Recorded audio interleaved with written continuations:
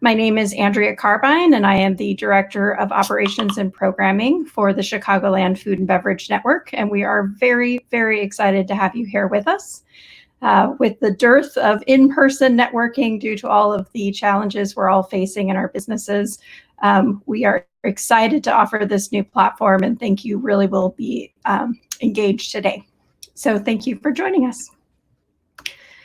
I am not Alan Reed. Alan could not join us this morning right away, but I'm Andrea Carbine, as I mentioned, and I am with Chicagoland Food and Beverage Network and Bigger Table.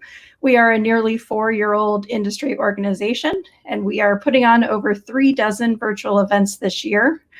We are just looking forward to making sure that our industry stays engaged and connected as we all work and build our businesses. As I mentioned, CFBN is about 4 years old this year. We are an association of industry businesses that leverages the power of the food and beverage industry to hopefully help grow our business, drive innovation, grow the local economy, and help create jobs. You can always visit our website at www.chicagolandfood.org to learn a little bit more about us, as well as to tap into some of our amazing resources like our database of industry professionals, some great event offerings over the course of the calendar year, and more. We, of course, are fueled by the power of our membership. We have over 100 industry members and individual members, and in addition to that right now, a great selection of members that help us to keep all of our functions going, help provide great content for events like this one, and also help us to engage across different programs like workforce, like Feeding the Hungry, and more. In addition to our trade organization, we also launched in the middle of the pandemic a 501c3 nonprofit called the Bigger Table. The Bigger Table helps to bring together food and beverage companies to address issues challenging our local communities, specifically food insecurity, unemployment and workforce development, and inclusive economic development throughout our city. If you'd like to learn more about Bigger Table, feel free to visit our website at www.biggertable.org. And if you'd love to support all of our efforts, we'd encourage you to make a donation while you're there. As always, we encourage you throughout today's program to join us on any of our social media channels. We love to have you share your comments, share your feedback, share insights and small clips from things that you got involved in today. And don't forget to use the hashtag CFBN events for any of those postings.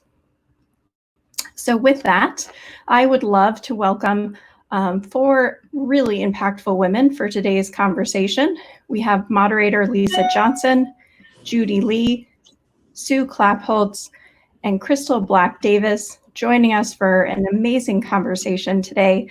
And so I will turn it over to Lisa. Thanks, Andrea. Good morning, CFBN members and guests. Thank you for getting up early and joining us at the kickoff of the CFBN Kincannon Reed Connection series, a virtual networking event. So with the weather here in Chicago today, I'm a little happy that it is virtual because I think it would have been canceled otherwise.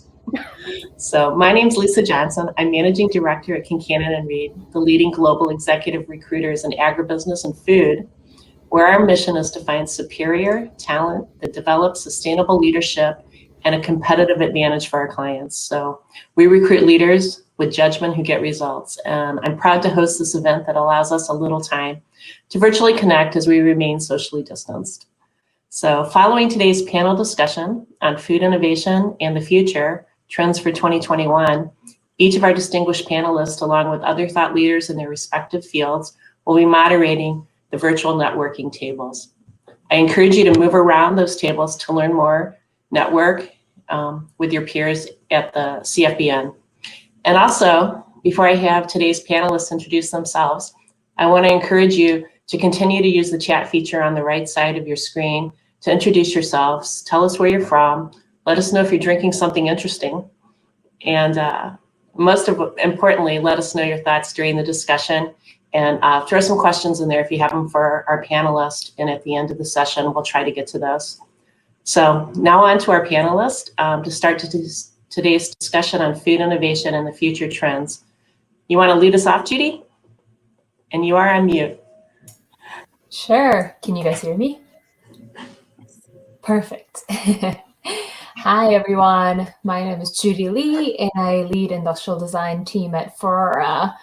For those of you who are not familiar with Ferrero, Ferrero is a sweet snacking powerhouse with brands include Sweet Tarts, Trolley, Nerds, Laffy Taffy, a lot of candy brands, as well as cookie brands such as Famous Amos and Keebler.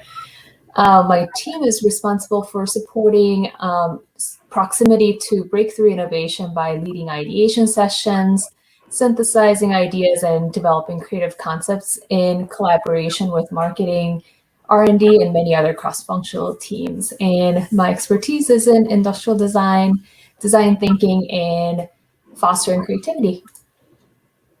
Thanks, Judy. Go ahead, Crystal.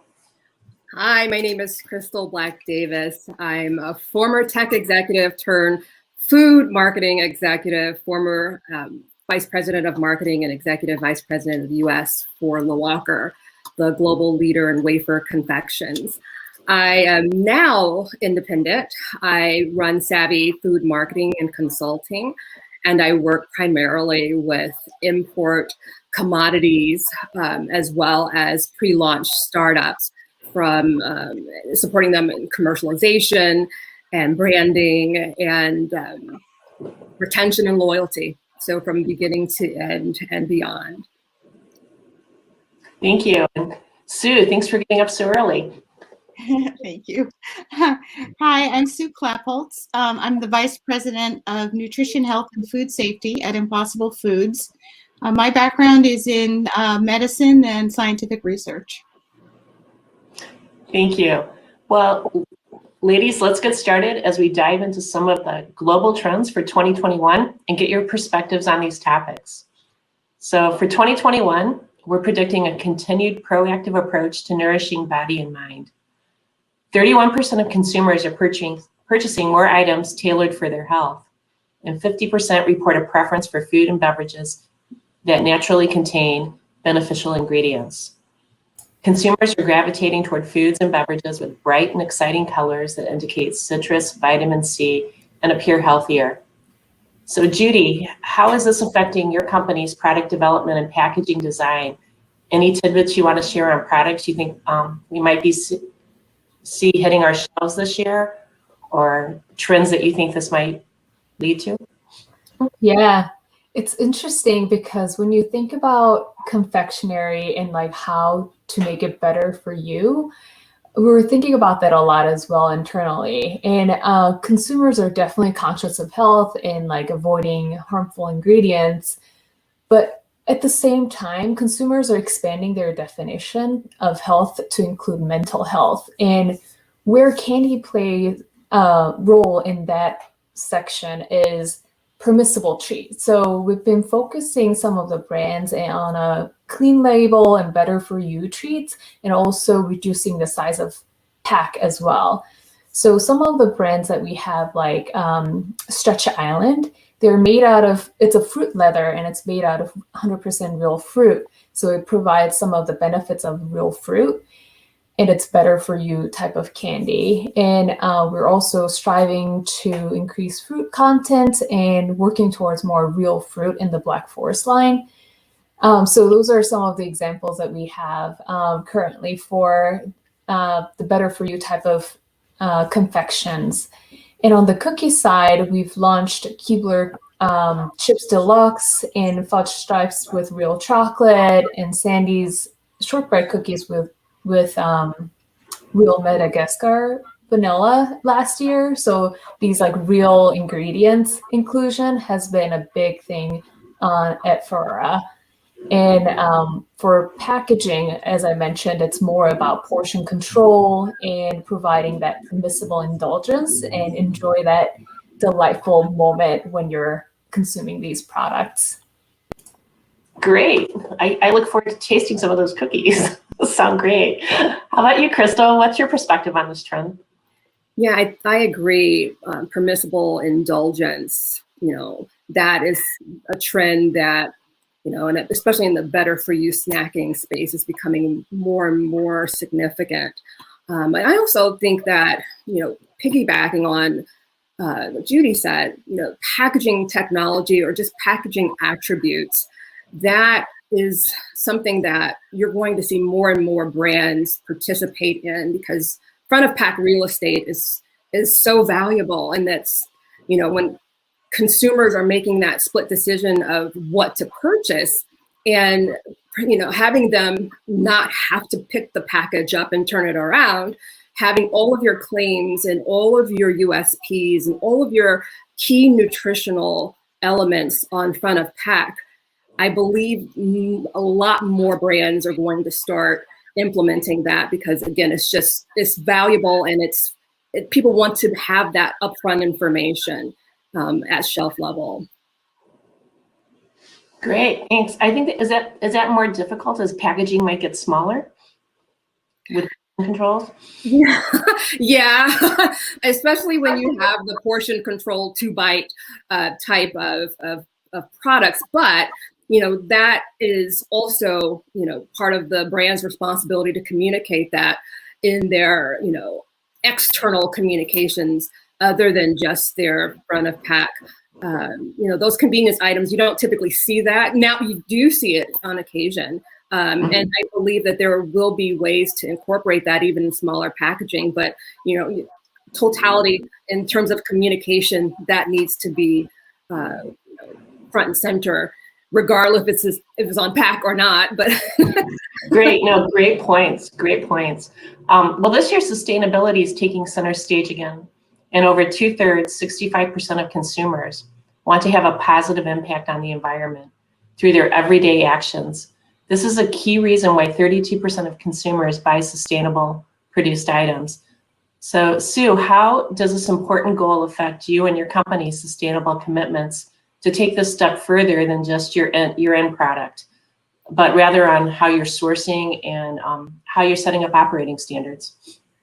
Well, I think still all these steps are important, but the best thing a consumer can do to have a positive impact on the environment is to choose the Impossible Burger over a cow burger, and the Impossible Sausage over sausage from a pig, because there's a huge difference in the sustainability of the food. For example, the Impossible Burger compared to burgers from a cow use 87% less water, 96% less land, 92% less fertilizer, 92% less pesticides, and create 89% fewer greenhouse gas emissions. So right there, that choice is an extremely sustainable choice. But we also work very hard to be as sustainable in all of our practices as possible. For example, using recyclable and compostable packing materials. All of our cardboard is 100% from sustainably forested sources. We use 85% renewable energy in our manufacturing plants. And in 2020, we donated over 1 million Impossible Burgers to food banks. So we're very much always thinking of ways to be sustainable as well as compassionate, and have zero waste is our goal. Great, thanks. Judy, what do you see going on around Ferrero that would contribute to efforts like this? Yeah, we recently joined Ellen MacArthur Foundation's.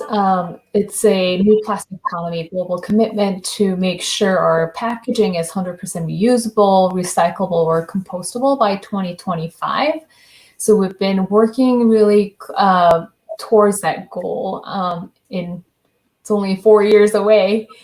And we'll be engaging entire organization, suppliers, and partners to help us get there on this initiative. And we've been working towards eliminating unnecessary plastic packaging through design, innovation, so more of a reusable packaging. And also, we'll be continuing to provide consumers with information on the correct disposal and disassembling packaging and recycling, because I think it's often really complicated when you just look at the numbers. Consumers don't know how to recycle or where to recycle these products. So I think that communication is really key in the future. Great, thanks. How I'd also like to talk a little bit about plant-based, which you touched on already, Sue, but the plant-based boom is expanding beyond the bun.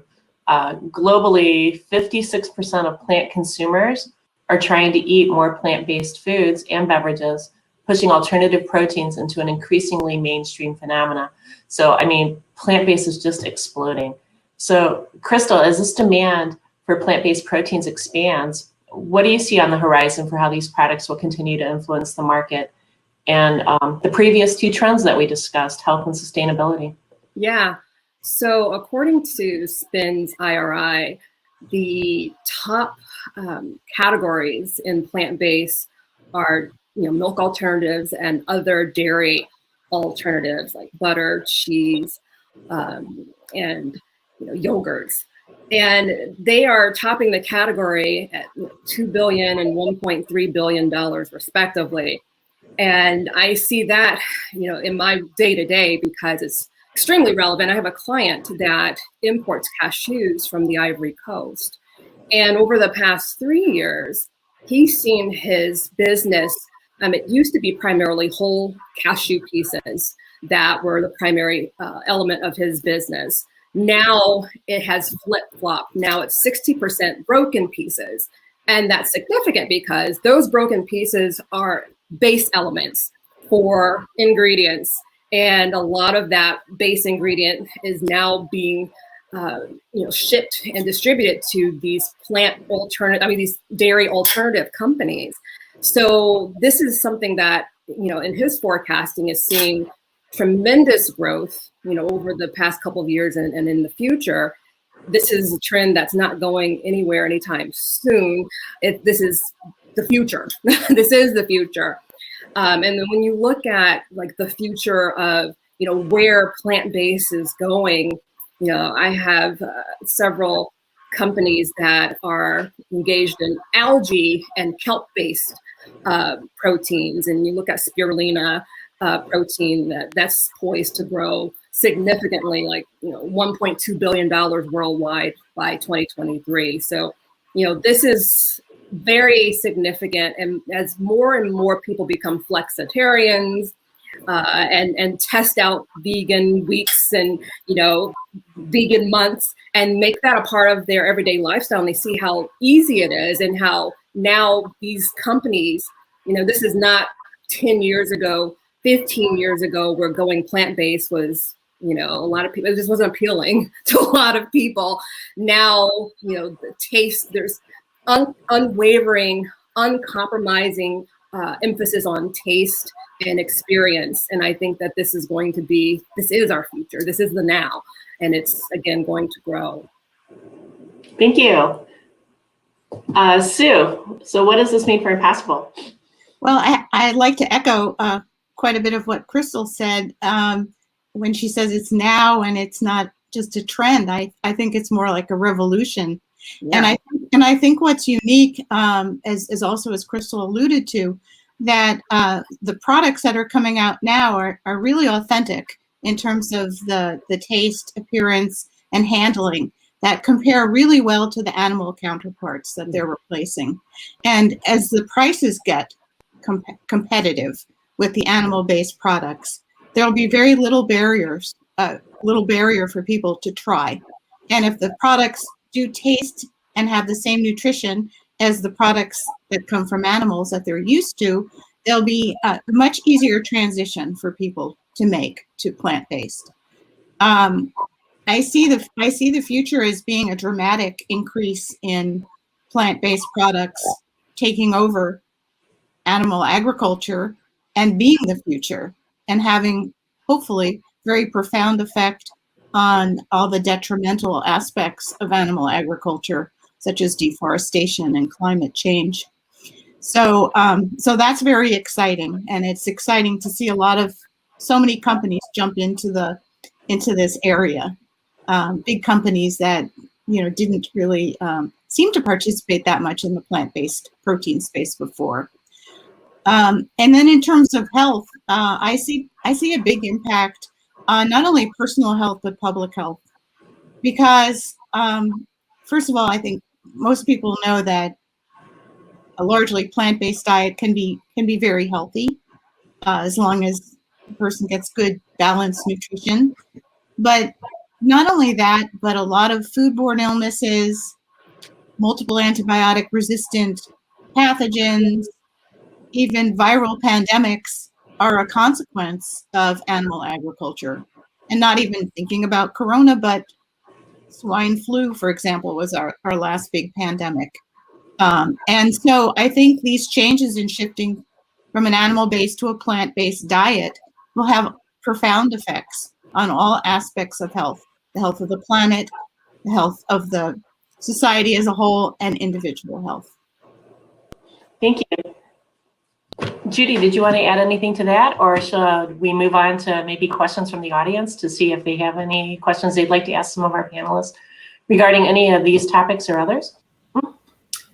I don't have any builds. It's just so interesting. It's my personal passion, and I just loved hearing more about it.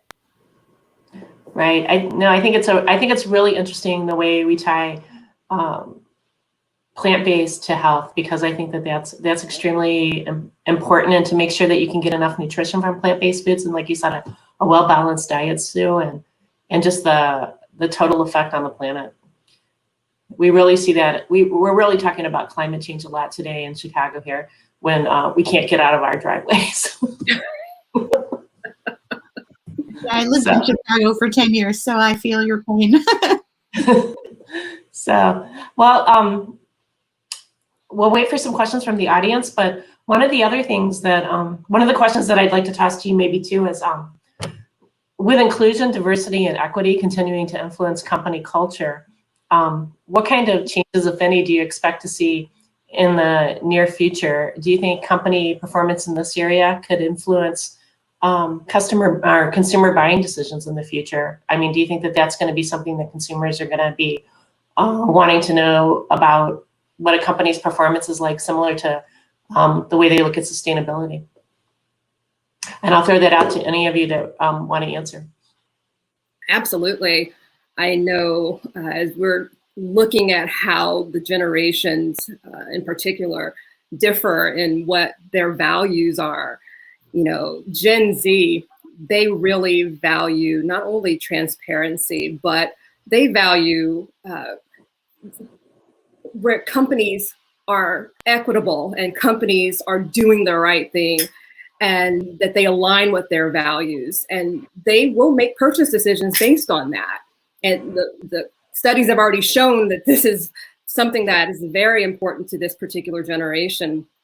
And I feel like as they have more purchasing power and become a bigger consumer base and customer base, you know, companies, this can't just be lip service. It truly has to be something that is implemented, but also something that they feel is necessary. You know, it can't just be, you know, dog and pony show. Let's try to make everything look nice for PR, but then we really don't live it behind the closed doors. Those days are over, and I feel like not just Gen Z, but most people would expect that. But you have a big segment of the population that will probably not do business with you if you are not engaging in fair practices, that being with employment, that being with trade and supply chain, that being with the environment. So I think that this is going to be something that you're going to see become a bigger issue.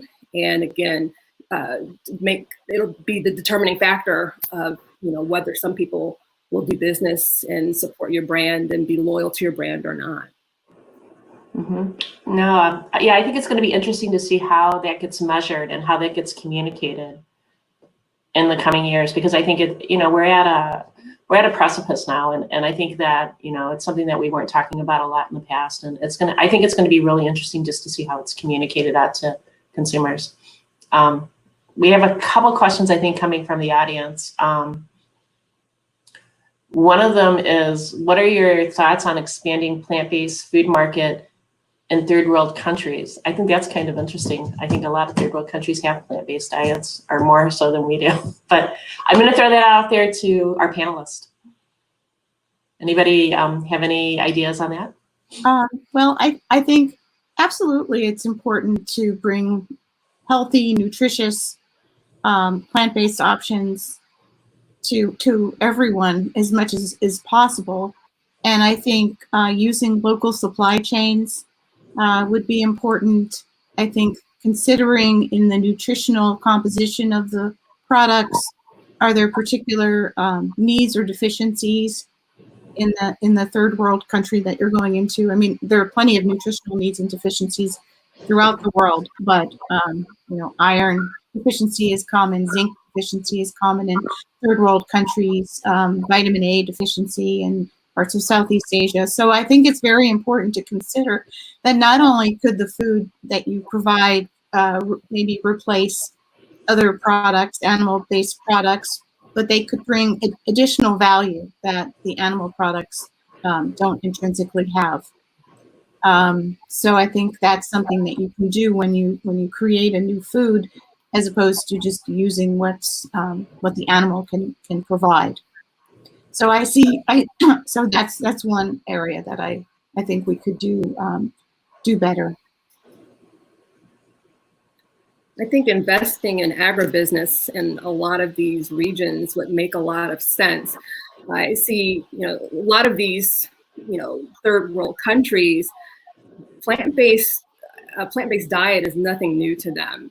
But a lot of times after drought or after, deforestation, after big industry sets up shop or something disrupts their way of being, that's where I feel, other regions can step in and be of assistance to help to be able to regenerate that sort of agricultural lifestyle and what they were used to all this time, to help generate that and get it back up and running. So, the attention to agribusiness in the States, we see that becoming more and more prevalent. But I think that where it's lost in these third world countries, we could be of service and help to restore that as well. Okay.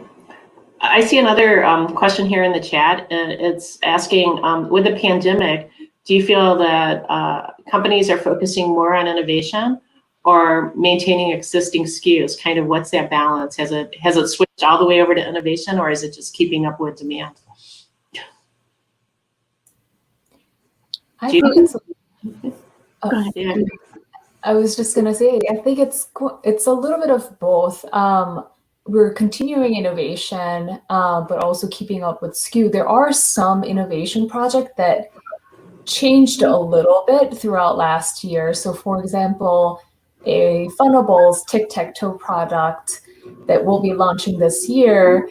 People were really interested in playful, engaging product, but with concerns with COVID and contaminating food by playing with food, we turned it into like individual playfulness. So you open up the pack and the tic-tac-toe is inside of the pack, so you can play with your siblings, or like the piece has both sides X and O with different colors, so you only have to touch one piece instead of two pieces. So there were some innovations that changed towards more individual play or less interactive play. Sue, are you going to comment on that? I was just going to say that I think during the pandemic, it drove us a bit more toward retail than food service, because people weren't able to go to restaurants as much, and it was more important to have our products in grocery stores. And so that was one change that the pandemic drove in our company. But it has been a very innovative time. A lot of new products in the works, a lot of creativity.